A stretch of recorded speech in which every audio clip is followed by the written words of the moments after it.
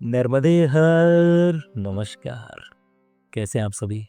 आज के इस वीडियो में हम मेडिटेशन टेक्निक का सेकंड मेडिटेशन टेक्निक सीखने वाले हैं, जिसे कहते हैं loving kindness meditation. Loving kindness meditation जो है, बोलने से ही पता चल रहा है कि ये प्यार की बातें हो रही हैं और काइंडनेस की बातें हो रही हैं। ये मेडिटेशन सबसे पहले किन लोगों के लिए ज़रूरी है, मैं वो आपको बता देता हूँ।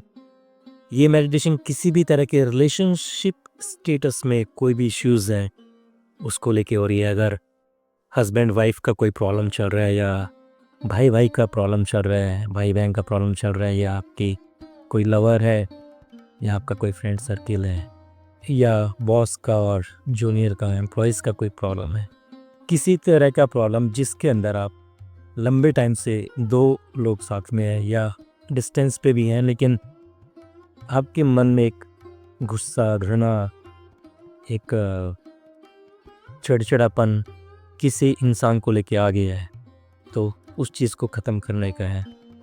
कमाल की बात ये है कि ये वाली जो टेक्निक है, राजस्थान में आबू में एक बहुत पहुँची हुई हस्ती द्वारा सिखाई जाती है। इसी टेक्निक को कहते हैं मेडिटेशन काइंडनेस टेक्निक।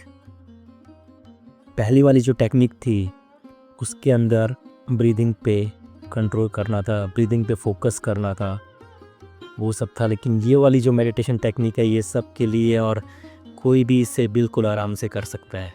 इस मेडिटेशन टेक्निक की मूलभूत जो बेसिक्स हैं, जो मेरे हिसाब से जो अंडरस्टैंडिंग मुझे हो रही है, वो ये है कि हमारे अंदर कुछ इमोशंस होते हैं जो कि हम जनरेट करते हैं। और यूँ समझ लीजिए कि आपके पास में एक लैंड है, एक पीस ऑफ लैंड, एक भूमि का टुकड़ा है, जिसके ऊपर आप सिर्फ एक ही फसल उगा सकते हैं। आपके पास में इस तरह की चीज़ें हैं, पानी है और खाद है, मिनरल्स हैं, जो आप उसमें इनपुट देंगे, लेकिन आप उसमें उगा सिर्फ एक ही चीज़ सकते हैं। तो आइदर तो आप चावल उगा लीजिए या फिर आप गेहूँ उगा लीजिए। आप चाहे कि आप दोनों चीज़ें उगाएं, तो ऐसा पॉसिबल होगा नहीं, क्योंकि आपको जो भी प्रोसेस करना है पूरी लैंड पे करना है। चावल को 3 महीने पानी के अंदर डुबो के रखा जाता है, लेकिन गेहूँ का प्रोसेस बिल्कुल अलग होता है। इसी तरह से हमारे अंदर जो इमोशंस होते हैं, वो भी कुछ इसी तरह से हैं। आइदर तो हम इसमें लव, काइंडनेस, केयर, ये सब जनरेट कर लें, आइदर हम लोग इसमें एंगर, जेलसी और कुछ भी इस तरह का नेगेटिव थॉट क्रिएट कर लें। तो जैसे जैसे हम किसी के साथ में इस तरह की भावनाएं जनरेट करना शुरू कर देते हैं, तो एक टाइम आता है कि सिर्फ हम उसी तरह की चीज़ें जनरेट कर रहे होते हैं। तो ये आपका पानी का ग्लास है, और इस ग्लास के अंदर अब कुछ पानी गंदा हो चुका है। तो आइदर तो आप इसके अंदर फ्रेश पानी इतनी प्रेशर से डालें कि धीरे धीरे अंदर का गंदा पानी भी डाइल्यूट होकर बाहर निकल जाए और फ्लो होने लग जाए, और एक टाइम आए कि अब इसके अंदर प्योर वाटर ही जा रहा है। और दूसरा तरीका ये है कि आप ग्लास को एम्प्टी कर लें और फिर उसको क्लीन अप कर लें और फिर उसके अंदर फ्रेश वाटर भरें, लेकिन ये मुश्किल हो जाता है। इसलिए लविंग काइंडनेस मेडिटेशन या मीत भावना is a practice designed to cultivate love, compassion and goodwill towards oneself and others। तो ये शुरू होता है सबसे पहले खुद की तरफ से, और फिर इसको हम धीरे धीरे बाहर की तरफ बढ़ाएंगे। इस मेडिटेशन की दूसरी खास बात ये है कि इसके अंदर आपको सांसों को लेके बहुत ज़्यादा प्रॉब्लमेटिक नहीं होना है, और दूसरा आप बिल्कुल रिलैक्स होके इस मेडिटेशन को कर सकते हैं, क्योंकि इसके अंदर आप चाहे तो बैठ के करें, आप चाहे तो कुर्सी पे बैठे हों, या आप आराम से लेट जाएं और लेट के इस मेडिटेशन को करें। हाँ, तो चलिए इस मेडिटेशन के टेक्निक्स में क्या क्या स्टेप्स हम फॉलो करने वाले हैं वो मैं आपको बताता हूँ। सबसे पहले तो आप किसी कंफर्टेबल जगह पे पोजीशन में बैठ जाएं। बेस्ट पोजीशन तो ये है कि कमर सीधी हो आपकी, गर्दन हल्की से ऊपर, और चेहरा उठा हुआ, चश्मा वगैरह हटा दीजिए और ध्यान यहाँ पे लाइए, हाथ खुले हुए ऊपर की तरफ। जब आप इस पोजीशन में आराम से बैठ जाएं, find a quiet comfortable space where you won't be disturbed. यहाँ पे आपको डिस्टर्बेंस नहीं चाहिए। और उसके बाद में आपको जो सांसें लेनी है, नाक से लेनी है, और ब्रीदिंग जब आउट कर रहे हो तो आपको मुंह से सांसों को बाहर छोड़ना है। डीप ब्रीथ करिए उसको होल्ड करिए, अपने लंग्स में उसे फील करिए और उसको रिलैक्स होके छोड़ दीजिए। ये ब्रीदिंग एक्सरसाइज करते समय आपकी आंखें बंद होनी चाहिए। अगर आप थोड़े दिन के लिए इसको और एंजॉय करना चाहते हैं तो सामने मिरर रखिए और उसके अंदर देखिए कि आप मुस्कुराते हुए कैसे लग रहे हैं। ये आनंद वाली फीलिंग लीजिए। Gently close your eyes, take a few deep breaths to settle your mind and body. इस तरह की ब्रीदिंग से अपने आप शरीर को सेट होने दीजिए, रिलैक्स होने दीजिए। उसके बाद में हम नेक्स्ट स्टेप पे जाएंगे। जब सांसों को आप ले रहे हो और फिर चेस्ट में रोक रहे हो और फिर से एक्सेल कर रहे हो माउथ से, तो इसके साथ में जब एक्सेल कर रहे हैं तो आपको टेंशन्स को रिलीज करना है कि सब कुछ बाहर ही है, सब कुछ, कोई प्रॉब्लम यहाँ पे अंदर है ही नहीं, अब सब बाहर निकल गया। जब आप इसको 3-4 बार प्रैक्टिस कर लें तो फिर आप इसको थोड़ा सा रिलैक्स मोड में भी कर सकते हैं। इतना डीप ब्रीथ लेने का ज़रूरत नहीं रहेगा। फिर इसको हल्का लाइट में लेना शुरू कीजिएगा। इसमें आपको फोकस जो करना है वो ब्रीदिंग पे नहीं करना है। कमाल की बात है, इस बार आपको अपने हार्ट पे फोकस करना है, लेकिन हार्ट को थोड़ा सा सेंटर में ले आइए, जिसे हम यहाँ पे इस चक्र को एक्टिव कर रहे होंगे, जहाँ से हमारा कंपैशन, इमोशन, लव, केयरिंग सब बाहर निकल रहा होगा। तो हमें इस स्पेस को फोकस करना है, हार्ट के बिल्कुल सेंटर में, और इस स्पेस को एक्टिव करना है। You can place your hand on your heart to connect and more deeply with this area. इस एरिया को आप एक हाथ को चाहे ऐसे रखिए, एक हाथ को यहाँ रखिए, और इसको और थोड़ा पावरफुल बनाना हो तो इस तरह से रखिए और इसको ज़्यादा फील करिए। आपको लगेगा कि रियली में यहाँ पे कुछ चेंजेस हो रहे हैं। फिर हमारा स्टेप आता है cultivating love kindness for yourself. अब जो आपको करना है, आप चाहे यहाँ पे हाथ रख के करिए और अब आपको अपने आप को एक रेस्पॉन्स देना है, खुद के अंदर वो प्रेम भाव जगाना है। Being by silently repeating phrases of loving kindness directly towards yourself. आप अपनी तरफ कुछ शब्दों को बोलिए जो कि आपके अंदर इस प्रेम भाव को और जगाए। These are phrases that reflect your wishes for happiness, peace and well-being. A common set of phrases is may be I happy, may I be happy, may I be healthy, may I be safe, और may I live with ease. क्या मैं खुश हूँ? मैं बिल्कुल खुश हूँ। आपको ये बोलना है, मैं बिल्कुल खुश हूँ, मैं बिल्कुल हेल्दी हूँ, मैं बिल्कुल सेफ हूँ और मैं बिल्कुल आनंद में ज़िंदगी को जी रहा हूँ। आप अपने फ्रेजेस अपने हिसाब से डिज़ाइन कर सकते हैं। 3-4 फ्रेजेस आप बोलिए कि मैं बहुत आनंद में हूँ, मैं बहुत प्रसन्न हूँ, मुझे कोई भी चिंता नहीं है, मेरी सारी चिंताएं दूर हो चुकी हैं, मैं अब खुशियाँ बांटने हैं, kind of words. Brahma Kumari Shiva ने भी आपको रात में सोने से पहले कुछ इसी तरह की फ्रेजेस या लाइंस बोलने को कहती हैं, और आप भी अपनी लाइन खुद बना सकते हैं। ये था फर्स्ट स्टेप, जब आप अपने अंदर इस चीज़ को एक्टिव करेंगे और अपने अंदर उस फ्लो को जनरेट करेंगे जिससे हम लव एंड काइंडनेस जनरेट कर रहे हैं।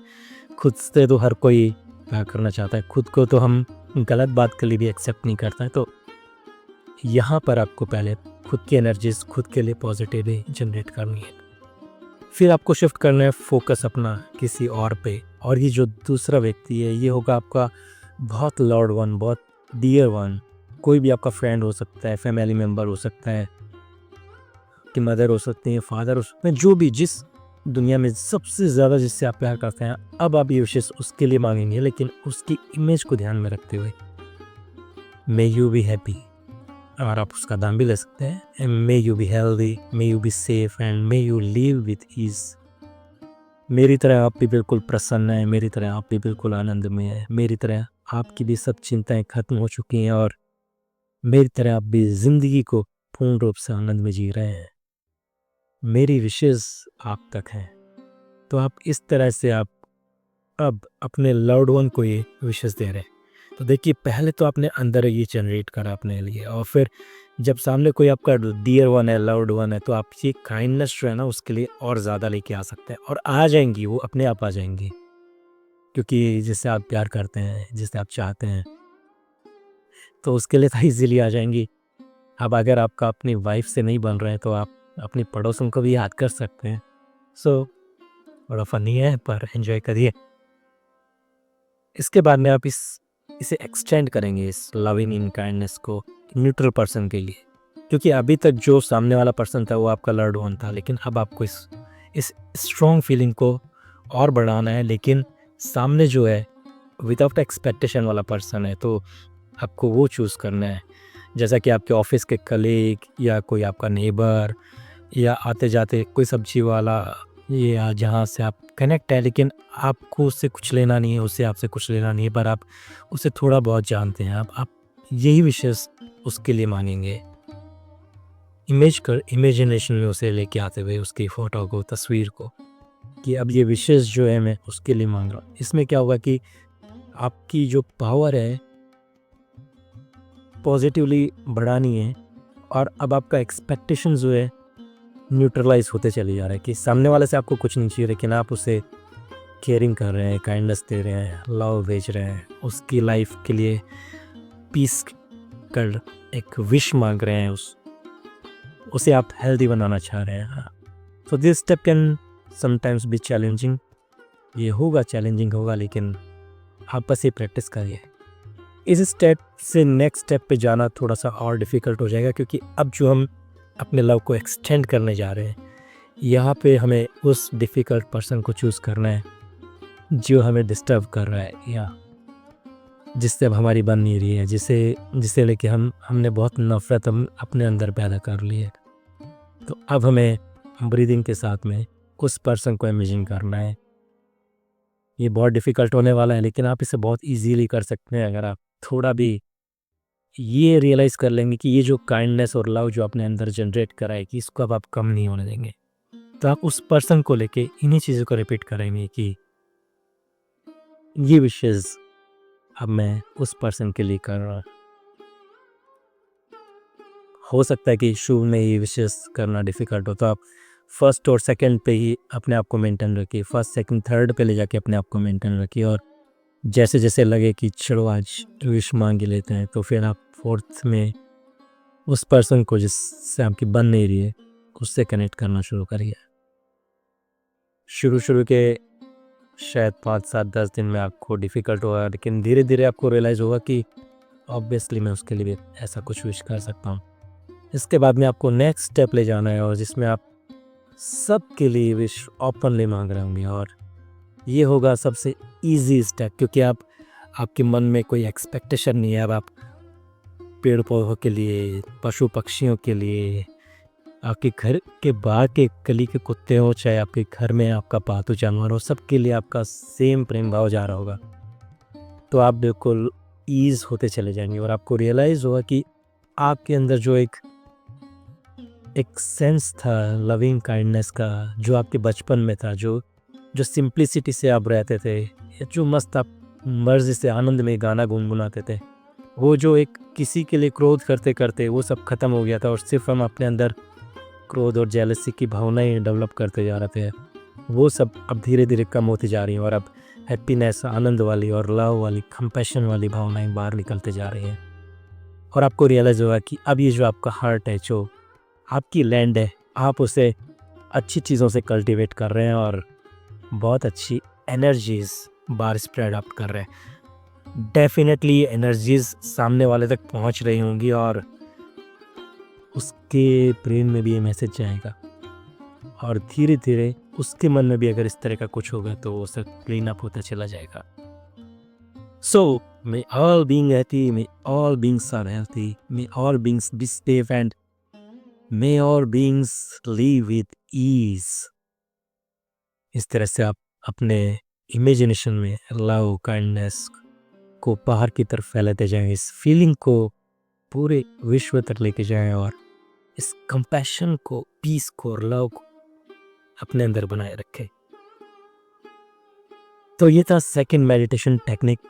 इसे क्लोज करने के लिए आप जब क्लोजिंग सेशन में आएंगे, जब लास्ट में जब इस मेडिटेशन को क्लोज कर रहे होंगे, तो बिल्कुल ईज हो के आपको अब धीरे धीरे सब चीज़ों को देखना होगा, अपने आप को देखना होगा कि ये जो आपने जनरेट करा था, ये अब कैसा है।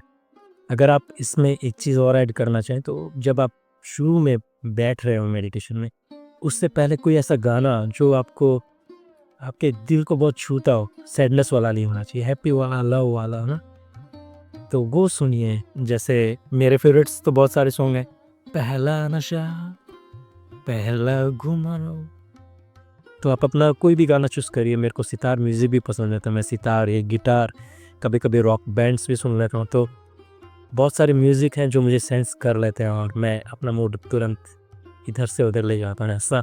तो आप भी इस तरह का ट्राई करिए, उसके बाद में फिर इस मेडिटेशन में बैठिए और फिर देखिए क्या कमाल होता है आपकी ज़िंदगी में। तो ये था second meditation technique, Brahma Kumari भी से प्रैक्टिस करवाती हैं। हालाँकि इसकी एक प्रॉब्लम है, जैसे मैंने बताया कि क्लास जो है उसे पहले एम्प्टी करा जाए या उसके अंदर आप इतना प्रेशर से क्लीन वाटर फील करना शुरू करें कि जो अंदर का वाटर है जो कि अब अच्छा नहीं दिख रहा है, मैला है, मिट्टी मिली हुई है, वो कल्टी वो बाहर आना शुरू हो, ओवरफ्लो शुरू हो। तो आप इसमें थोड़ा-सा चेंजेस ये भी कर सकते हैं, सॉरी, आप इसमें थोड़ा-सा चेंजेस ये भी कर सकते हैं कि आप पहले अपने आप उन लोगों को माफ़ करना शुरू करें और उसके बाद में फिर ये प्योरिटी वाली चीज़ें फ़ील अप करना शुरू करें। इस मेडिटेशन टेक्निक को भी आपको दिन में 5 से 10 मिनट के लिए प्रैक्टिस करना है, जब भी आप कंफर्टेबल फील करें, और इससे आपकी एक विजुअलाइजेशन पावर हो जो डीपन होती चली जाएगी, आपका कनेक्शन जो है वो बनता चला जाएगा। और this can enhance the emotional impact of your wishes for them. इसके अंदर आपको बहुत पेशेंस रखना पड़ेगा, क्योंकि देखिए जिसके लिए अपने इतनी नफ़रतें आ गई हों, चिड़चिड़ापन आ गई हो कि उसके सिर्फ ये बोलने से कि पानी पिला दो और आपको लगता है कि मुझे क्यों बोला, है ना? या कुछ भी एक्सरसाइज, मतलब किसी भी चीज़ को लेके इतना द्वेष अगर मन में आ गया है। आप सोचिए कि महाभारत में पांडव और अर्जुन, जिसके अंदर कितनी बार कोशिश करेगी ना दुर्योधन को समझाने की कि पांडव तुम्हारे भाई हैं, उनसे प्यार करो, लेकिन दुर्योधन के मन में वो चीज़ आ ही नहीं पा रही थी। उसके अंदर लव या कंपैशन नहीं था, ऐसा नहीं है। वो कर्ण के साथ में इतना भाव के साथ कनेक्टेड था कि नहीं, मेरा दोस्त है, मेरा भाई है, इसके लिए मैं कुछ भी कर सकता हूँ। ये मतलब ये बोले तो मैं युद्ध भी छोड़ दूँगा। तो वो कंपैशन और वो है, लेकिन वो दूसरी तरफ नहीं जा रहा है। तो इसका मतलब आपके अंदर 50-50 वाला मामला है कि ट्रिगर क्या करवाएगा वो इम्पोर्टेंट हो जाता है।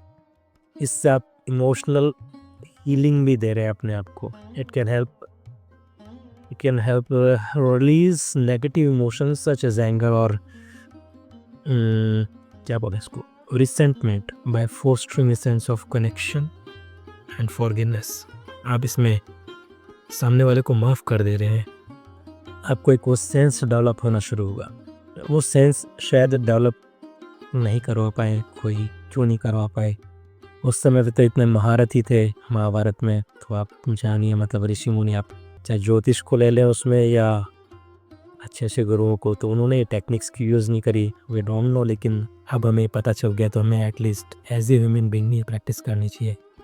इससे आपका स्ट्रेस भी है बहुत रिड्यूस हो जाता है, क्योंकि अब आप पूरी दुनिया को उसी प्रेम भाव से देखना शुरू कर रहे हैं, वही लव केयर इमोशन को फॉरवर्ड कर रहे हैं। तो आप अपना स्ट्रेस भी कम कर दे रहे हैं ना। अब आपको फ़र्क नहीं पड़ रहा है कि सामने वाला आपसे कैसे बिहेव कर रहा है, क्योंकि एक्सपेक्टेशन ज़ीरो होती जा रही हैं और आप सिर्फ लव और केयर सामने भेज जा रहे हैं। तो आपकी एंग्जाइटी जो है वो भी कम हो जाएगी।